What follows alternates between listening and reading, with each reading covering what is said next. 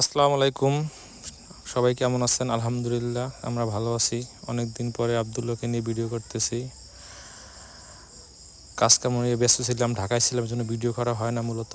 Abdullah camera দেখে একটু ভাব নিয়ে তাকাইলো। আমরা যাচ্ছি হসপিটালে খাবার নিয়ে।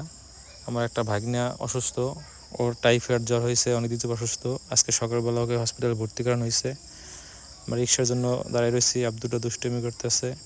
আব্দুল্লাহ বলতেছে, আব্বু আমি তোর মতো লম্বা হবো বলে লাফ দিয়ে দেখাইতেছে।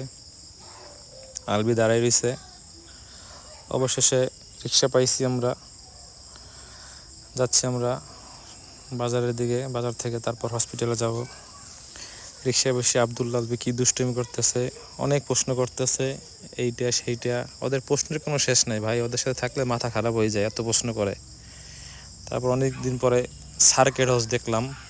অবশ্য সার্কিট হাউস এখন যাওয়া হয় না, আগে মাঝে মাঝে যাইতাম, এখন বেশি একটা যাওয়া হয় না।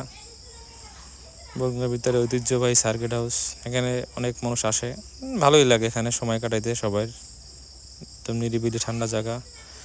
তারপর হসপিটালের সামনে পৌঁছালাম, ওদের নিয়ে হসপিটালে রওনা দিলাম। হসপিটালে উঠতেছি, লিফটের জন্য ওয়েট করতে হবে। দুই ভাই পরামর্শ করতেছে কে আগে লিফটে উঠবে, আব্দুল্লাহ নাকি আলবি। বসে লিফটে উঠে আমরা চলে গেলাম রুগীর কাছে। রুগী শোয়া, ওরা জিজ্ঞেস করতেছে রুগীরে তোমার কি হয়েছে, তো এইটা সেইটা বিভিন্ন প্রশ্ন। এর ভিতরে আব্দুল্লাহ বলতেছে, আব্বু আজকে আমি চুই পিঠা খাবো। বাজারে আসলাম, অনেক কিছু কেনাকাটা করলাম চুই পিঠার জন্য। এই যে দেখেন আব্দুল্লাহর হাতে কয়েল আর কেক, আমার হাতে চালের গুঁড়া, চিনি, আলবির হাতে দুধ। সবাই আমাদের জন্য দোয়া করবেন। আজকে আমরা চুই পিঠা খাবো, সবাই আমাদের দোয়া রাখবেন। আসসালামু আলাইকুম।